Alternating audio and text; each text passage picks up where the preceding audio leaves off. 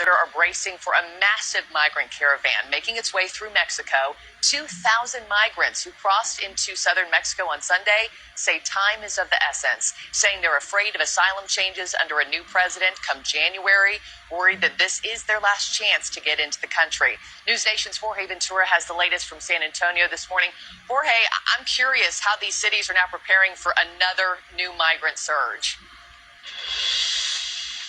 Good morning, Mark. Yeah, so this caravan is around 2,000 migrants. It's on its way north right now to the U.S.-Mexico border.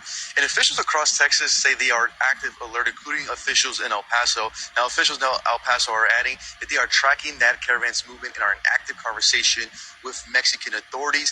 Many migrants are now viewing this as kind of their last chance to make it into the United States and seek asylum.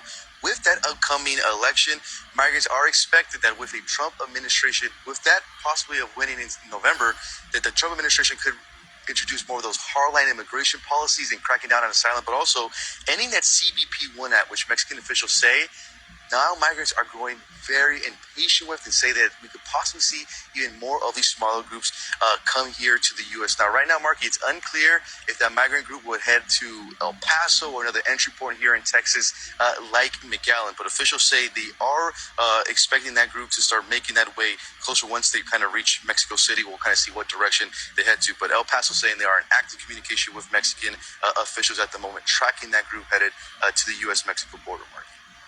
Cities along the southern border. I'm going to ask y'all a question, and this is not a disrespect. This has nothing to do with hate speech. Who you think is going to pay for all this? Who you think is going to pay for all these people coming here right now? We have people right now that can't even take care of themselves. We have people right now that's having a hard time paying their rent, living paycheck to paycheck, making the decision, are they going to buy food or pay the rent?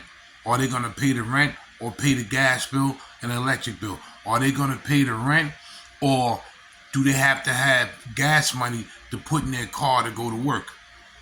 It's a whole confusing thing what people are going through. This is a psychological thing what people are going through right now. And then you have to cut on your TV and see more people that's trying to get here because they're afraid if Trump gets into office that this all going to change. But who you think's got to pay for this? People like me and everybody that works every day has to pay taxes. Because taxes, even though, it became lower, it should be even lower than that. And thanks for Trump for putting that into place, and hopefully it'll stay that way. But who you think is going to pay for all this? This is a time bomb waiting to go off.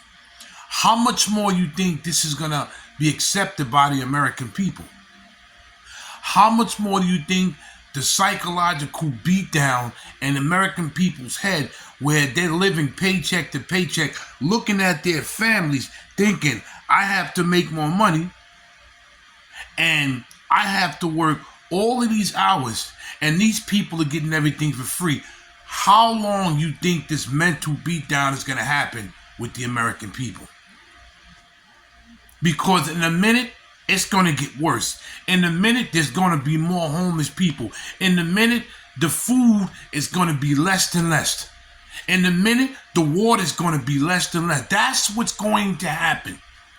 You see, people that started this and thought it was a good idea to do this, to make America open arms, they messed up. They messed up big time. Like, share, subscribe, and leave a comment on what you think. But who do you think is going to pay for this? This is Big Hawk, the Yonkers native, the host of Street Talk, bringing you street news from here and all over the place. Because the street news I'm bringing you right now is heating up, and it's about to turn into an atomic bomb waiting to explode.